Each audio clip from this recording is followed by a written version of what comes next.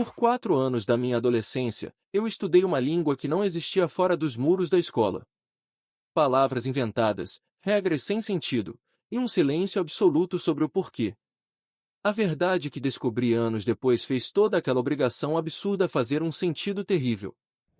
Lembro da primeira aula, no início do 9º ano. O professor entrou, colocou um livro estranho na mesa, capa cinza, sem título, e disse: "A partir de hoje, vocês aprenderão o Lidis." Ninguém sabia o que era. Ninguém perguntou para quê. A gente só aceitou, como se aceita o horário do intervalo ou a cor do uniforme. Mas aquela língua inventada não era só mais uma matéria. Era uma ferramenta para algo que nenhum de nós, na época, poderia imaginar. O anúncio foi feito numa segunda-feira cinza, durante a Assembleia Geral. O diretor Alpern, um homem alto e de fala sempre muito calma, subiu ao palco do auditório. A partir do próximo semestre, ele disse, sem nenhum calor teatral, implementaremos uma nova disciplina curricular obrigatória, Lidis. Será tão importante quanto matemática ou língua portuguesa para sua formação aqui. Um murmúrio baixo percorreu as fileiras de alunos. Lidis? Soava como um remédio, ou talvez uma doença. Ninguém tinha ouvido falar. É uma língua moderna, desenvolvida por uma parceria de pesquisadores pedagógicos. Ele continuou, ajustando os óculos. Ela estimula áreas específicas do cérebro ligadas à lógica e à resolução de problemas complexos. Os materiais serão fornecidos. E foi isso. Não houve espaço para perguntas. A assembleia terminou, e nós fomos para a sala de aula já com os primeiros livros em cima das carteiras. Eram estranhos, capa dura cinza fosca, páginas com um papel grosso e texturizado, e símbolos que pareciam uma mistura de grego antigo com códigos de computador. Abaixo de cada símbolo, uma pronúncia fonética inventada. Keaton, lia-se ao lado de um desenho de casa. Verta, ao lado de um coração. A professora designada era a Sra. Elise, que antes dava aulas de francês. Ela parecia tão perdida quanto nós nos primeiros dias. Seguia um guia do professor com uma rigidez incomum, sem se desviar uma vírgula do script. As aulas eram mecânicas, repetição de sons, memorização de vocabulário básico, familiares, objetos da escola, emoções primárias. Lion para mãe. Teros para pai. Elon para irmão. Dólia para tristeza. Cinta para alegria. No começo, tratamos como uma piada. Fazíamos trocadilhos tolos com as palavras, tentávamos cantar músicas pop traduzidas para o Lidis de forma errada, só para ver a Sra. Elise corar de frustração. Isso não é um jogo, pessoas, ela dizia, sua voz um fio de paciência. Isso é sério. A seriedade ficou clara no primeiro boletim. Lidis tinha o mesmo peso que álgebra. E na primeira prova, que era totalmente oral e em pares, metade da turma foi mal reprovados. Meu amigo Jake, que era um gênio em química, tirou um D. Ele ficou arrasado. Seus pais, furiosos, marcaram uma reunião com o diretor Alper. Jake me contou depois, no ônibus, olhando para a chuva contra a janela. Meus pais foram lá cheios de gás. Perguntaram qual o sentido disso, onde essa língua era falada, que pesquisa pedagógica era essa. O Alper só ouviu, com aquela calma dele. Aí ele disse que o currículo da Cristode Academy era integral e inovador, e que a proficiência em Lidis era um requisito fundamental para a percepção de padrões e pensamento sistêmico. Disse que era para o nosso futuro. Mas onde é falado isso? No planeta Marte, o pai do Jake teria insistido. Em lugar nenhum, Sr. Reynolds Alpern teria respondido, sorrindo levemente. E esse é justamente o ponto. É um exercício cerebral puro. Como xadrez, mais linguístico. Foi a primeira vez que ouvi a explicação oficial, e ela não explicava nada. Só deixava um gosto mais amargo. Meus próprios pais, vendo minha nota C+ de meu desânimo, tentaram questionar também, mas receberam a mesma resposta, envolta em jargões pedagógicos caros. A escola era particular, de prestígio, e a mensalidade custava uma fortuna. Havia uma pressão silenciosa para confiar, para acreditar que aquilo, por ser esquisito e caro, devia ser bom. Então, paramos de questionar em voz alta. A resistência se tornou interna, silenciosa. Aprendemos na marrã. Decorávamos as regras gramaticais absurdas, verbos que não se conjugavam por tempo, mas por nível de certeza do falante, substantivos que mudavam de prefixo dependendo se o objeto estava à sua esquerda ou direita no momento da fala. Era um pesadelo lógico. Mas o pior não era a dificuldade. Era a sensação constante de que estávamos sendo treinados, não educados. Como se estivéssemos memorizando um manual de instruções para uma máquina que não existia. E no centro de tudo, o silêncio. O porquê que pairou sobre aqueles 4 anos como uma névoa densa, sufocante. O Lidis deixou de ser uma piada e se tornou o pano de fundo constante, e opressivo, da nossa vida escolar.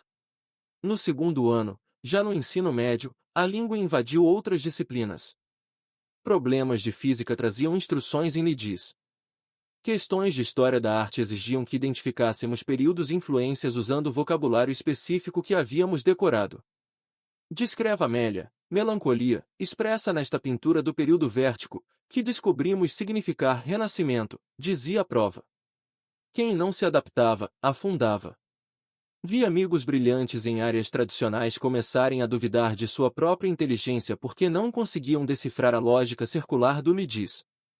A ansiedade antes das provas orais era palpável. Ficávamos em fila do lado de fora da sala de áudio, suando, murmurando os absurdos fonéticos como mantras de um culto do qual éramos reféns. Quiron vertas elon ter. Quiron vertas elon ter, a casa do meu irmão é grande. A escola, por sua vez, agia como se tudo fosse a coisa mais normal do mundo. Nos eventos para os pais, havia exposições de redações criativas em Lidis. Os pais olhavam para os símbolos ininteligíveis nas paredes e balançavam a cabeça, impressionados e confusos. O diretor Alper discursava sobre preparar mentes para os desafios do século XXI e singularidade educacional. Era um espetáculo de fumaça e espelhos, e nós, os alunos, éramos os figurantes que sustentavam a ilusão. Meu momento de crise pessoal veio no terceiro ano. Precisava de uma recomendação universitária da Sra. Elis para me candidatar a um curso de linguística, o que, dado o contexto, era uma ironia cruel. Marquei um horário com ela após as aulas. Seu escritório era pequeno, cheirava papel velho e café. Na parede, um pôster dos verbos em Lidis. Ela me ofereceu uma cadeira. Sra. Elis, comecei, nervoso. Eu realmente me esforço no Lidis. Mas parece que eu nunca entendo, eu só decoro. O Sr. Alper fala em pensamento sistêmico, mas para mim só soa como regras arbitrárias. Ela não respondeu de imediato. Olhou para as mãos, cruzadas sobre a mesa. Quando levantou o olhar, vi algo neles que nunca tinha visto antes. Não era a frustração da professora, era uma fadiga profunda, quase uma pena. O Lidis, ela disse, baixando a voz, é uma ferramenta de precisão. Cada redundância foi eliminada. Cada palavra carrega uma carga lógica específica. É eficiente. Eficiente para quê? Perguntei, encorajado pelo tom dela. Ela puxou o ar, como se fosse dizer algo, mas então seu rosto se fechou. A profissionalidade voltou como um escudo. Para desenvolver sua mente, Samuel. Ponto. Suas notas melhoraram na última avaliação. Vou escrever uma recomendação satisfatória. A conversa tinha terminado. Aquela pausa, aquele olhar, ficaram comigo. Era a primeira fissura no muro de silêncio. Alguém dentro daquela máquina sabia de algo mais, e aquilo a incomodava. A verdadeira virada, porém, veio no final do terceiro ano. Descobrimos, por acaso, um uso prático, e sinistro, para o Lidis. Havia um sistema interno de mensagens na intranet da escola, para comunicados entre clubes e equipes. Um dia, o servidor caiu e, quando voltou, por um breve período, todas as mensagens administrativas da direção e da coordenação apareceram visíveis para qualquer um que fizesse login. E elas não estavam em inglês. Estavam em Lidis. Jake, que tinha se tornado um hacker por pura rebeldia, imprimiu algumas antes do sistema ser corrigido. Nós nos trancamos na sala de informática vazia, com nossos dicionários manuscritos, e tentamos traduzir. O que descobrimos foi comum: discussões sobre estoque de alimentos na cantina, sobre a manutenção do campo de futebol, sobre o agendamento do auditório. Nada demais. Até que Jake apontou para uma linha. Olha isso. Essa palavra, Zilon, não está no nosso dicionário básico. Aparece aqui, e aqui. Ele folheou as páginas impressas. Talvez seja um jargão administrativo, sugere. Ou talvez ele disse, os olhos brilhando com a descoberta, haja um nível de vocabulário que a gente não aprende. Um nível avançado.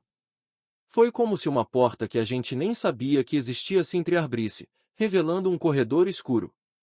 A língua não era só uma grade curricular. Era um sistema de comunicação ativo, usado pela própria escola. E eles estavam nos escondendo partes dela. O que mais estavam dizendo, que não podíamos saber?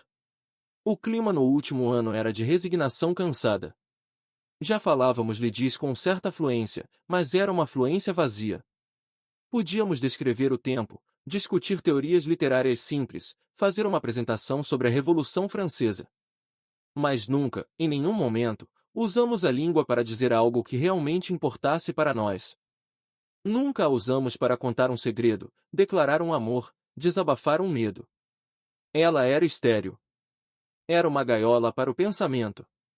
No dia da nossa formatura, quando o diretor Alper se levantou para seu discurso final, parte de mim esperava uma revelação. Agora que vocês são adultos, vamos lhes contar o verdadeiro propósito. Ele falou sobre futuro, potencial, singularidade. E então, no final, disse, em português perfeito, e lembrem-se, a verdadeira educação é a que liberta a mente. A plateia de pais aplaudiu. Nós, os formandos, nos olhamos. A ironia daquela frase, dita por aquele homem, após 4 anos de lidis, foi a última e mais perfeita lição que a Cristode Academy nos deu. Ela não nos libertou. Ela nos codificou. E só anos mais tarde, longe dali, eu finalmente decifraria para que servia, de fato, o código. A vida seguiu. Fui para a faculdade de linguística, movido por uma obsessão silenciosa, entender como uma língua funciona, desmontá-la, para talvez desmontar o fantasma do lidis que eu carregava. Em contraste com aquele sistema fechado e arbitrário, estudar o surgimento natural das línguas, sua relação com a cultura e a cognição, foi libertador. Mas a pergunta sempre ecoava: por quê? O reenlace começou de forma banal, quase uma década depois da formatura. Um artigo acadêmico cruzou meu caminho durante uma pesquisa para meu mestrado. O título era seco: Interface cérebro-máquina e otimização de comando por protocolos linguísticos não naturais. O resumo era denso, cheio de jargões técnicos, mas uma palavra saltou aos meus olhos como um choque elétrico: lidis. Minhas mãos suaram. Cliquei no link com uma mistura de ânsia e pavor. O artigo era de uma revista obscura de ciência aplicada, e seus autores eram pesquisadores ligados a uma empresa privada de tecnologia, a Neuralink Synapses, um nome que eu nunca ouvirá. A linguagem era árida, mas a conclusão era clara. Eles descreviam um experimento onde um protocolo linguístico sintético, livre de associações culturais e ambíguas, o LIDIS, era utilizado para treinar sujeitos a operar, via interface neural experimental, um sistema de logística automatizado. A língua inventada, com sua sintaxe rígida e vocabulário emocionalmente neutro, provou ser 37% mais eficiente do que línguas naturais para comandar máquinas, pois reduzia ruído cognitivo e interferência semântica.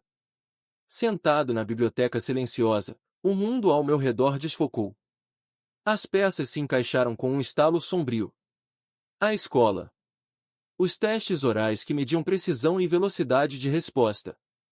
O vocabulário básico que nomeava ações, direções, objetos familiares. A gramática baseada em certeza e posição relativa. Não era para o nosso desenvolvimento. Era um campo de testes. A Cristode Academy, com sua mensalidade absurda e sua clientela de pais ausentes e ambiciosos, havia vendido seus alunos como cobaias para um experimento corporativo. Éramos a primeira geração de uma linha de montagem para treinar operadores humanos para uma tecnologia que ainda estava no forno. A frieza da senhora Elise, a fala calma e evasiva do diretor Alper, o silêncio absoluto sobre o motivo. Tudo fazia sentido agora. Não era má educação, era sigilo corporativo. Um contrato de pesquisa gordo, disfarçado de inovação pedagógica. Eles não estavam preparando nossas mentes para o futuro.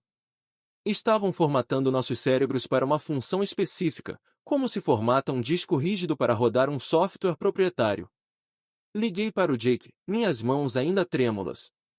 Ele estava trabalhando com programação. Quando terminei de contar, houve um silêncio longo do outro lado da linha. Então aquele vocabulário avançado, o Xylon, ele disse, a voz contida. Provavelmente era um comando de nível superior. Iniciar sistema. Desligar segurança. Algo assim. Eles nos treinaram para ser operadores, ele concluiu, a revolta crescendo na voz. Sem nosso consentimento. Sem o consentimento dos nossos pais. E cobraram uma fortuna por isso. Nos reunimos com alguns outros ex-alunos que conseguimos encontrar. As histórias eram iguais, uma sensação persistente de ter sido violado de uma forma estranha e indescritível. Um amigo que agora era advogado falou em ação coletiva, mas os termos de matrícula que nossos pais assinaram, aqueles contratos de 50 páginas, provavelmente incluíam cláusulas de consentimento para pesquisas educacionais inovadoras. Tínhamos sido enquadrados legalmente. A verdadeira ferida, porém, não era legal. Era íntima. Era saber que os anos mais formativos da nossa adolescência, a nossa educação, tinha sido, em parte, um trabalho não remunerado para uma empresa. Que nossa confiança, e a confiança de nossas famílias, foi o combustível para um experimento secreto. Que eles haviam pegado a ferramenta mais humana que existe, a linguagem, e a esvaziaram de humanidade para nos transformar em melhores interfaces. Nunca confrontamos a escola. O que dizer? Vocês nos roubaram anos de pensamento livre? Soaria como filosofia barata. A verdade era concreta, tecnocrática e, de uma forma perversa, brilhante. Hoje, quando vejo debates sobre tecnologia, ética e educação, penso no Lidis. Penso na facilidade com que se pode vestir controle com as roupas da inovação. E, às vezes, em momentos de pura ironia, eu me pego contando algo banal para mim mesmo, naquela língua morta e inútil que habita um canto escuro do meu cérebro. O dia está cinza. Estou cansado. É a única coisa para a qual o Lidis sempre serviu verdadeiramente, descrever o mundo de forma plana, estéril e inquestionável. Eles não nos ensinaram a pensar de forma sistemática. Eles nos treinaram a obedecer a um sistema. E a lição mais dolorosa foi aprender, tarde demais, que tínhamos sido os primeiros produtos de linha daquele sistema, rotulados e despachados para o mundo, sem nunca termos entendido o manual que fomos obrigados a decorar.